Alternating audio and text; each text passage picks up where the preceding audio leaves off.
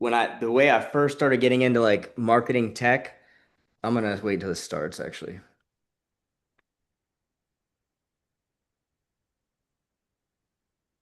All right, Tech. we're I'm live, gonna wait. and today we're doing a training on High Level's new disposition system.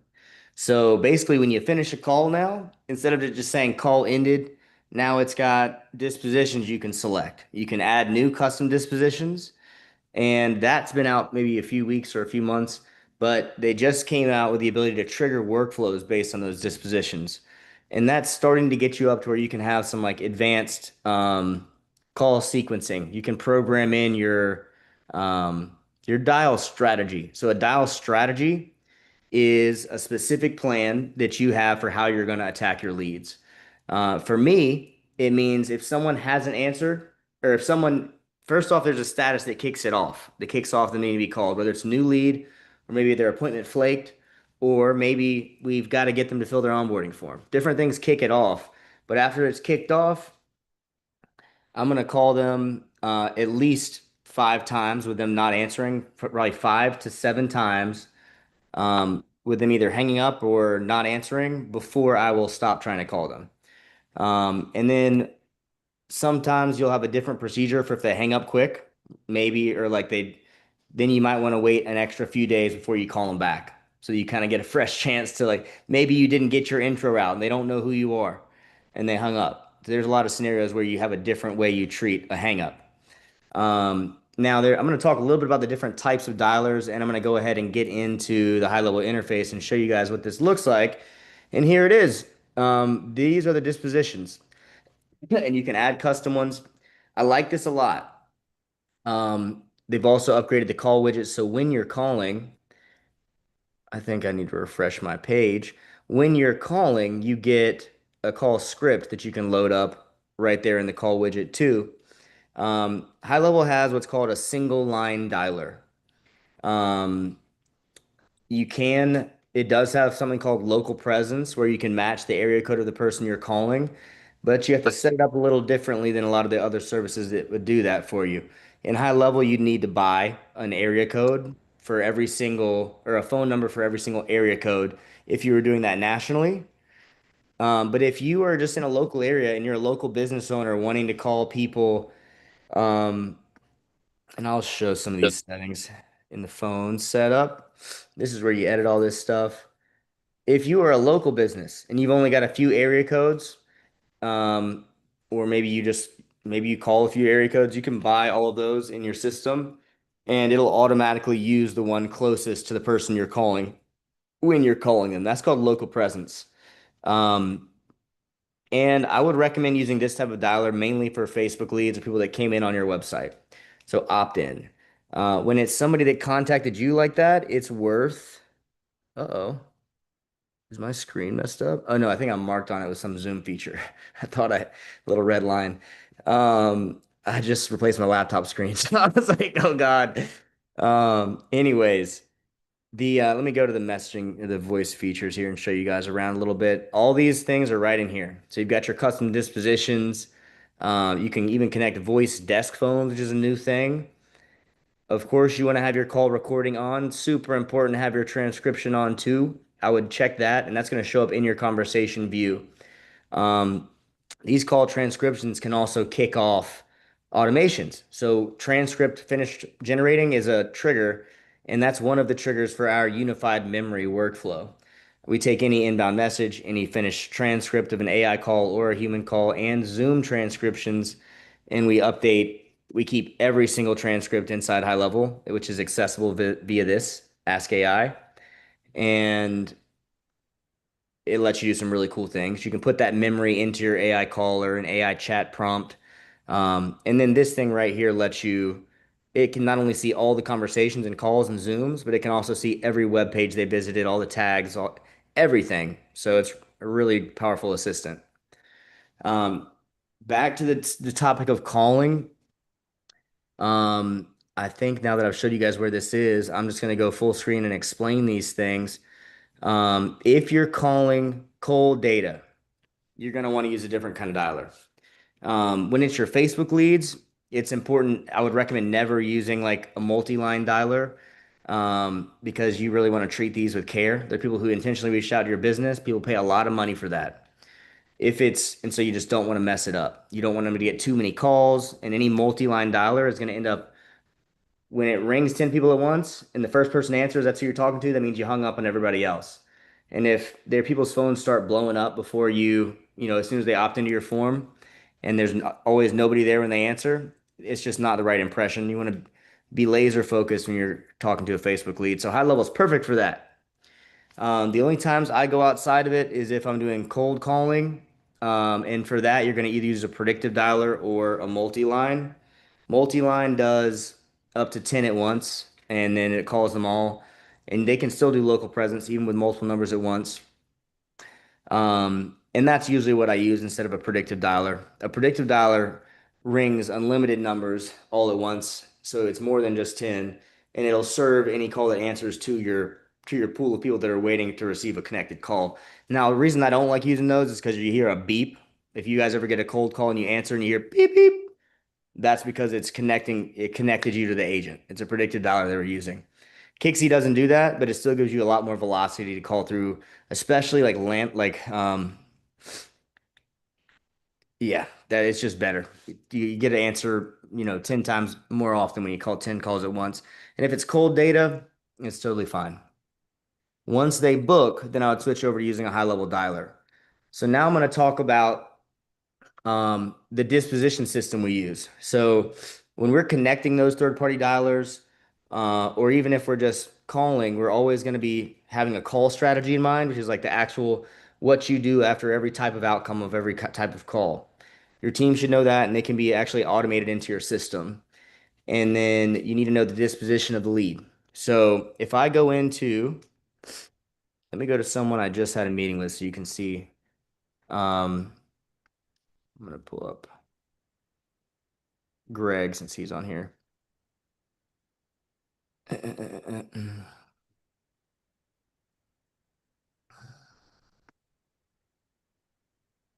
All right. And I'm going to try to hide some of his info before I share my screen.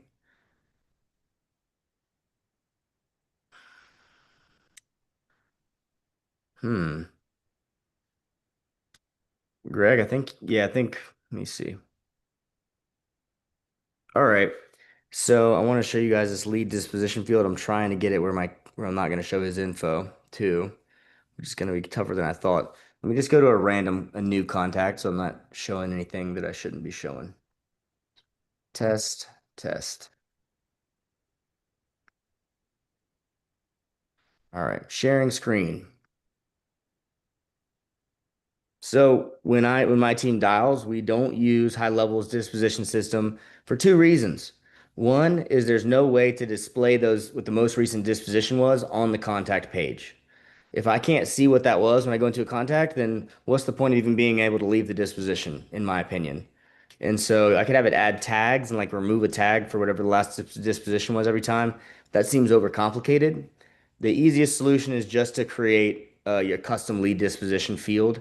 Until High Level has it where you can have it right here at the top, just like this. I can choose all my dispositions. Um, then I'm not going to switch over. And then the other thing that's really important that you can't do is when my team is calling, they do it from this screen or they do it from a different screen. Let me show you. Cert. So I always show my dispositions right here. So they can go through here and they can see who's flaked. This is sort of my most recent up top, and then he knows to go and call like this guy's the main one to call right now and so forth. Um, and that's the main thing. If you can't display it right there and know exactly who to call when you're looking or like what the status of everybody is when you're looking at the list, then then I wouldn't start using the high level disposition system. If anybody's watching this and they want our disposition template, which is basically that just that custom field, then we'll give it to you. That's no problem. Just go through the link in my bio. We also do custom integrations to Kixie and Call Tools where we sync up the dispositions. and then we can automatically. So I work my leads in two ways. On the dialer, we've got to automate what's being called next. So based on the disposition and the age of the lead, we build workflows that put them onto the dialer at the right time. Like when appointments flake, they automatically get put back on there. And then once they hit 5 calls, it's automatically going to pull them off. If they hit, if the person hangs up quick, automatically when they leave the hang up disposition, it's going to pull them off for 2 days or 3 days for a cool off period before it puts them back on. And those kind of things make a big difference.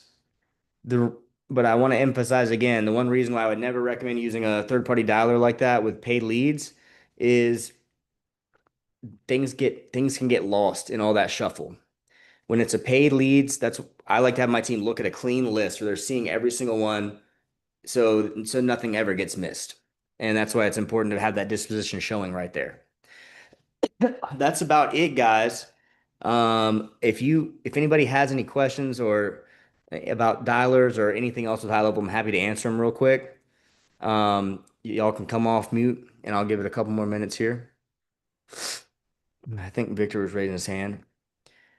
Yeah, one thing I've noticed with my cell phone, which is an Android, is Hmm. that all these people from all over the nation are using local area codes. Yeah. And it's a joke because when they come in from 910 or 919 or whatever here in the Raleigh metro, what happens is that my phone says spam Yeah. and I don't and then I don't answer it. I just They boom. people Yeah. can tell the local presence.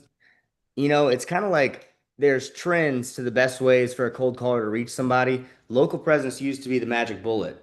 Now everybody knows, like if it's local number, I Yeah. almost know it's going to be a spammer. Yeah. Yeah. If it's like a number that's not in my area, I'm almost more like, "Oh, who is that?" Yeah, It's that's what I do. That's what I do. it's If it's reversed. outside of the area code, then I answer it because it's But probably legit. here's one important note that I didn't mention earlier. You just brought to my mind. A lot of people have their phones on D&D these days, which means when you first call, it's going to go straight to voicemail. And a lot of people, if you're cold calling, you'll assume that that means that it's a bad number or disconnected.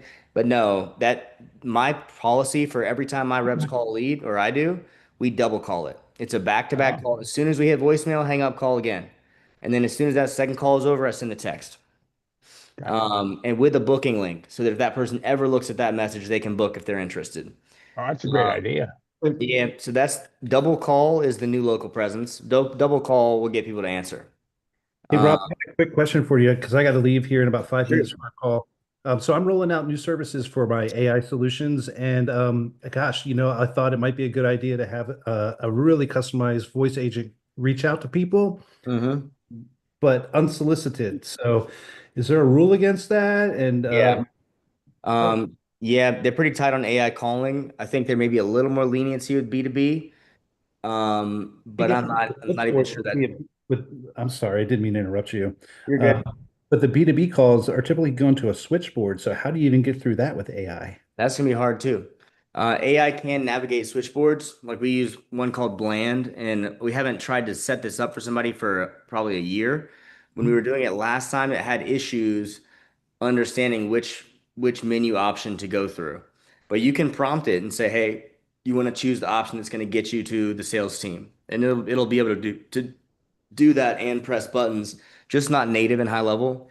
So if you need an advanced voice AI build, we were doing that. We were doing stuff like that a year ago. Okay. Um, Cool. Cool. and Bland AI is one of my favorite ones for more sophisticated stuff like that. I've used that before. Vappy works too. Um, Vappy's pretty good. Mhm. In general, I'll tell you, most of the time, like trying to set up a cold lead generation, it ends up not being. I don't go that route with clients very often or myself.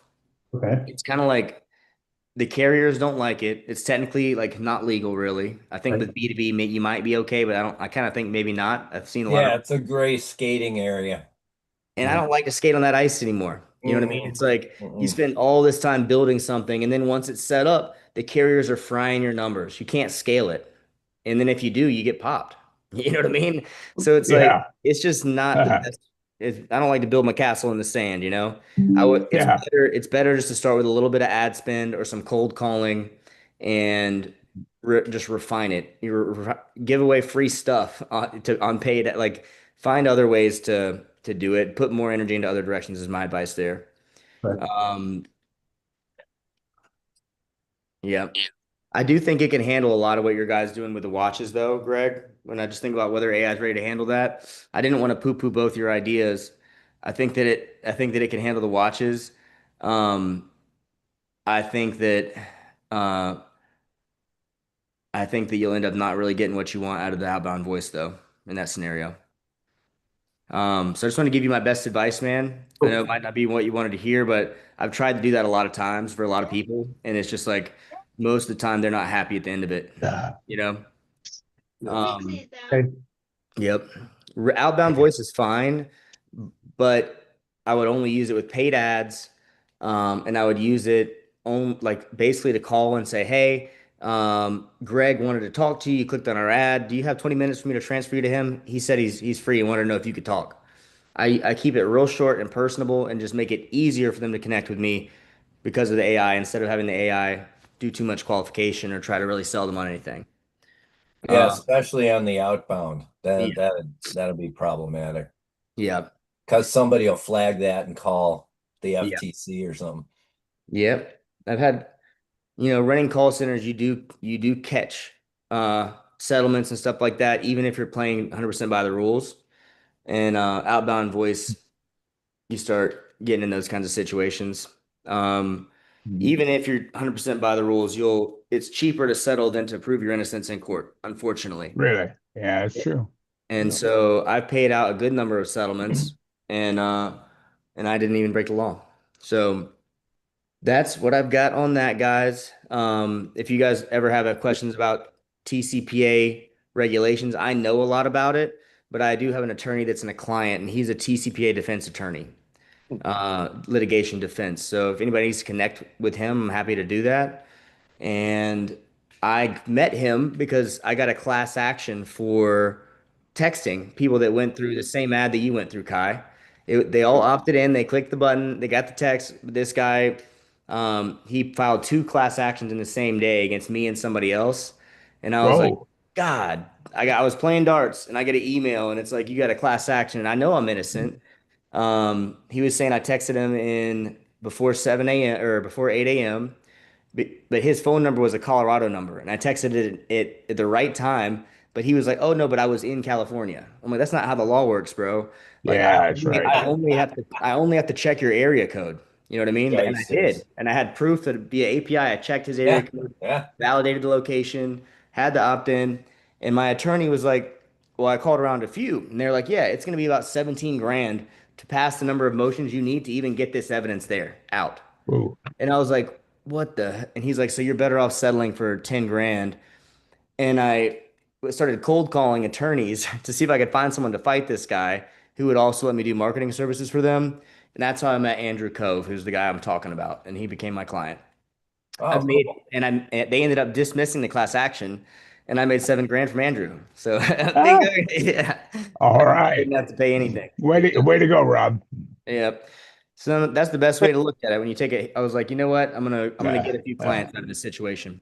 Hey, Um, Rob, I yeah. have a quick question. Mm-hmm. So I have an opportunity that's nationwide with Mm-hmm.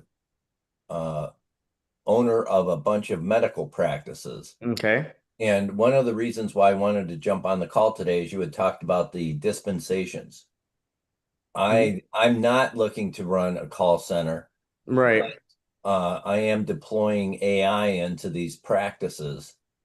And so I wanted to find out, will these dispensations that will further trigger more accurate and more features, will that be available in the Go High Level AI? So you mean the ability to like press buttons on when you're navigating an IVR from the AI, or do you just mean like are you basically asking me how far has high levels AI come? Yeah, how far has it come Okay. regarding these dispensations? Because we have to send HIPAA. Dispositions. Yeah, Dispositions. Yeah. yes.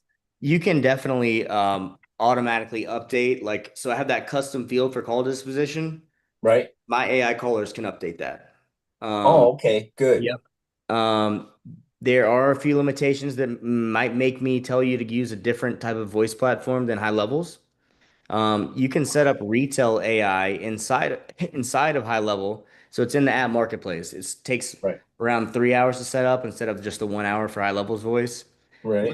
Little harder to set up, but the thing that's going to change for you is it can make more than 100 calls a day, and they're not going to require you to fill out a high level. Like if you're using a high levels dialer, they have to fill out a high level form after high level has scanned it and confirmed that it has the right opt-in in there. So Okay. you have to like have high level scan your forms and then they have to fill it out again, which means it doesn't work with old leads. And so I would recommend using retail inside of high level and it'll be able to do whatever you need. Stuff's Oh, really, fantastic. Thank yeah, you. no problem. If you need help setting it up, I got you. One of the main things that's different, Jeff, about my offer now, I do free high level certified support, like done for you setup. You get an hour from my team for every month for every 97 you spend with high level if you're through an affiliate link for your high level account. So like Ah, if you sign up for high level through my link, high level pays me commission, but I'm the only one that doesn't just turn that into group calls and courses. I give you those two things as well, but I also give you an hour from my team for every Damn 97. right. Damn right, because nobody else does what you do. I did a lot of research, man, all the way from people I don't want to talk about here, but Yep. you've got it, man. I've got the team to do it, man, I've got they've got a big community. So they're all in the same area in Bangladesh. I've had them for 3 years, so they know my way of doing things inside and out. And we've also got a lot of people we can hire on a project basis that are right around them, sure. so because they've been operating for me for a long time, we've hired and fired a lot in that area. I And bet you so have. we can scale up for whatever comes. And I've realized that affiliate commission is the number one stickiest money that I get every month. And if I can pull it back where I'm just doing these three group calls and it's more of a coaching format and my team's helping on the back end, here and there, that's going to be like a really good long-term play for me. So I sweetened up the offer. Now I'm giving away the free done for you hours for affiliates. But God, that's Sweet all I like got. candy, Rob. Say again. Sweet like candy. uh, yeah. And if anybody wants more info on that, shoot me a text, email to wherever you found out about this meeting or hit the link in the bio. Thank you guys. Victor and Jeff, Okay, babe. I'll see you Yes, both sir. soon. I'll be back Tuesday Okay. at 1. All Okay. right. Thanks, brother. Gotcha. Thanks, man. See you soon. Thanks, Sue.